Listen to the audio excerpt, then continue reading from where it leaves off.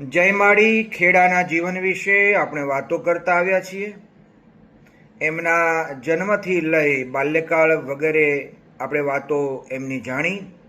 હજુ પણ ઘણા વિષયો વિશે આપણે વાતો કરવા માટે મળીશું, પરંતુ આજે આપણે એક એવી વાત કરવી છે એમના જીવનની અંદર જે સૈદ્ધાંતિક રીતે ભારત વર્ષના દરેક વ્યક્તિને પ્રેરણા પૂરી પાડે એવા એમના જીવનના જે સૂત્રો છે, દેવ સેવા, દેહ સેવા અને દેશ સેવા.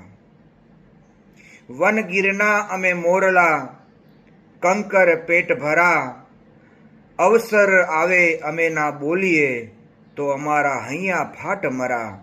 એમ આવતીકાલે ભારત વર્ષ સ્વતંત્રતાના 79મા વર્ષની ઉજવણી કરવા માટે જઈ રહ્યું છે, ત્યારે આપ સમક્ષ એવી વાત કરવી છે કે આવું એક સામાન્ય વ્યક્તિત્વ જેમના જીવનની અંદર દેશ દાજ ભારોભાર ભરેલી, એ વાત એ રીતે કરીશું કે આપણે માત્ર એક દિવસે ઉજવણી કરતા હોઈએ, 15મી ઓગસ્ટ હોય કે 26મી જાન્યુઆરી હોય, પરંતુ ખેડાવાળા પરમ પૂજ્ય માળીએ દેશ માટે, રાષ્ટ્ર માટે, રાષ્ટ્રધ્વજ માટે એવડું મોટું સન્માન એમના જીવનની અંદર ઊભું રાખેલું.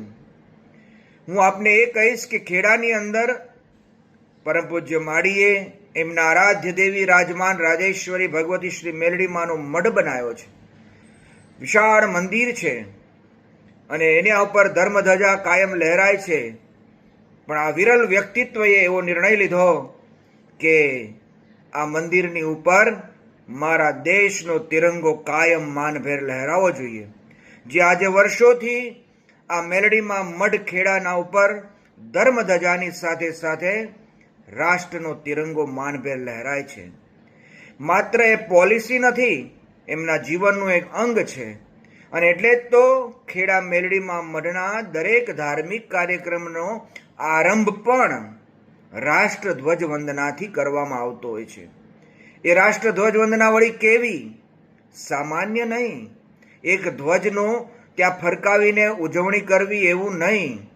જે રાષ્ટ્રધ્વજ વંદનાની અંદર ભારત દેશની આન બાન અને શાન, આપણી મિલિટરી હોય, BSF હોય, સૈન્ય હોય, લશ્કરના જવાનો હોય, પોલીસના જવાનો હોય, પાઇપ બેન્ડ હોય કે કોઈ પણ SRP હોય, એ દરેક વ્યક્તિઓ ત્યાં એ રાષ્ટ્રધ્વજ વંદનાની અંદર હાજર રહેતા હોય. અને એ વિશાળ કાર્યક્રમની અંદર માં ભગવતી મેલડીમાં મઢના પાટોત્સવનો પ્રારંભ થતો હોય છે.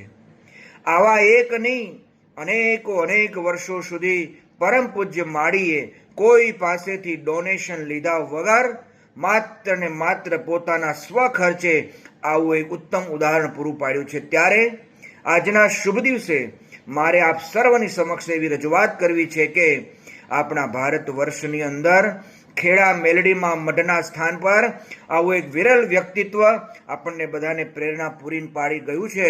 ત્યારે હું તમે આવતીકાલે 15મી ઓગસ્ટના દિવસે આવા વિરલ વ્યક્તિત્વને યાદ કરીએ, જેમના રગે રગ અને લોહીના ટીપે ટીપે દેશ દાજ ભરેલી હતી. આવો આપણે પણ સૌ સાથે મળીને રાષ્ટ્રધ્વજ વંદનાના આ કાર્યક્રમની અંદર અને દેશની સ્વતંત્રતાની ઉજવણીમાં આપણે સૌ સહભાગી બનીએ. વિશેષ કંઈ ન કહેતા એટલું ચોક્કસ કહીશ કે ભારત દેશની અંદર મંદિરો ઘણા છે, પણ રાષ્ટ્રધ્વજ કાયમ માટે માનભેર ફહેરાતું હોય તો એ છે રાજમાન રાજેશ્વરી ભગવતી શ્રી મેલડીમાં મઢ ખેડા. જય માળી, જય માળી, જય માળી.